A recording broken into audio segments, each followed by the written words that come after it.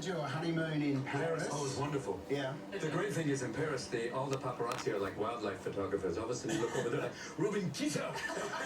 Lift up her skirt. No, get away from me. Kiss out, do it now. The comedian will now attempt to kiss the tall woman, right?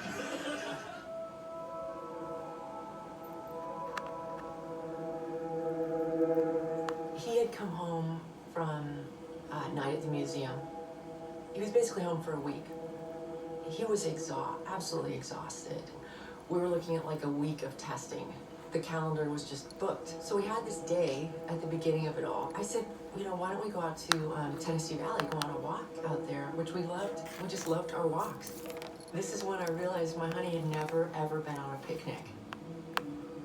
It was a pretty windy day, but as we got out there weren't a lot of people, and how'd you turn on airplane mode? It was so nice to have space around us in nature. We went over to the rocks and ate our sandwiches, and it was just us, and it was peaceful. It was one of those moments in the midst of this frenzy of trying to find out what's going on. Like the drum beat was getting more and more, and he was depleted. He was so depleted, and he just put his head down in my lap, you know, and I just stroked his hair, and he just laid in my lap for like a couple hours. And my guy was tired.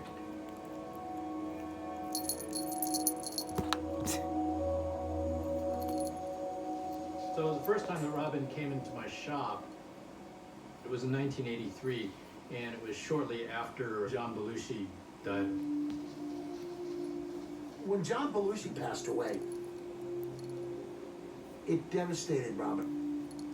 John was crazier than anybody, and man, did he pay the price, and you know, it hit him like a sheet of cold ice.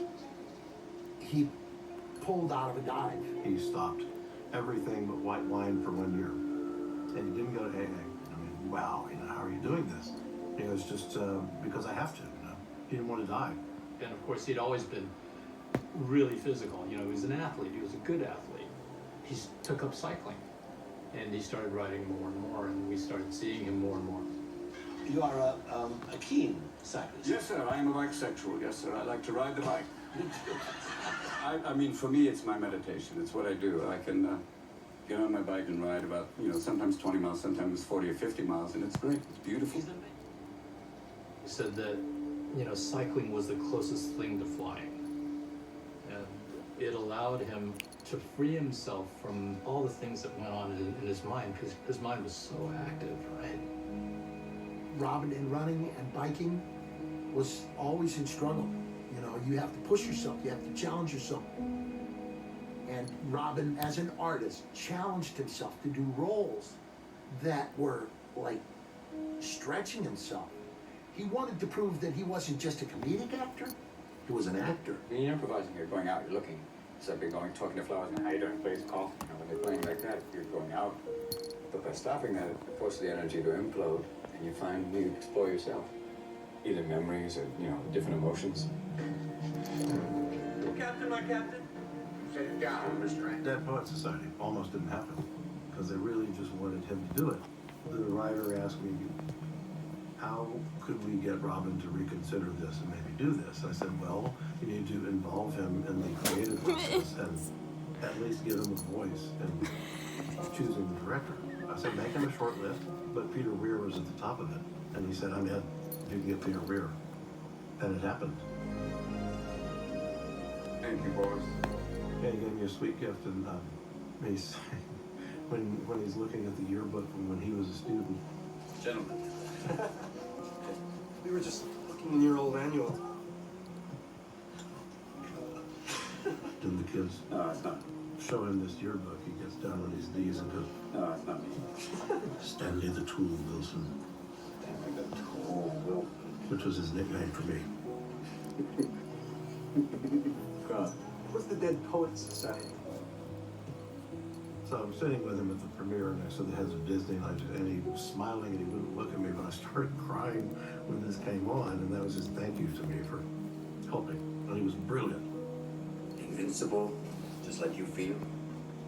The world is their oyster. always wanted to push himself, he did. And I think that's incredibly admirable, you know, because you don't have to do that. When you're wealthy and famous and people the world over love you and want you to make them laugh.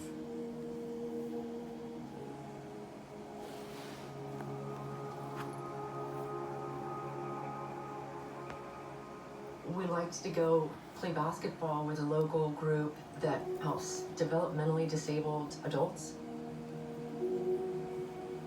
His neurologist, who also attends that, had not seen him since December, when the suspicion about his the shaking of his hand was, you know, it was keep an eye on it, but at that point it was so minimal. Maybe it's because of his previous shoulder injury.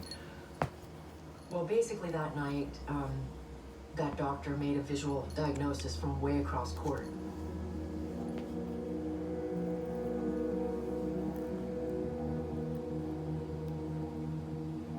All he knew was that we were going to be going in to see the GP when he was told he had Parkinson's.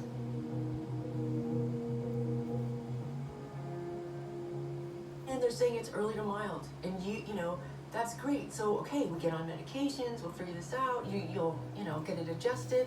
They were saying 10 good years. I could see he wasn't buying it. Robin got to ask these questions, which at the time seemed like, you know, he asked, do I have Alzheimer's? Do I have dementia? Am I schizophrenic? And the answers were no, no, and no. The real depth of these symptoms, he only knew. The rest of us were working with what we could. In Robin's case, there was a focus on his movement, but I think internally for Robin, this was only a tiny part of the symptoms that he was experiencing. Another very early feature of dementia with Lewy bodies is visual hallucinations.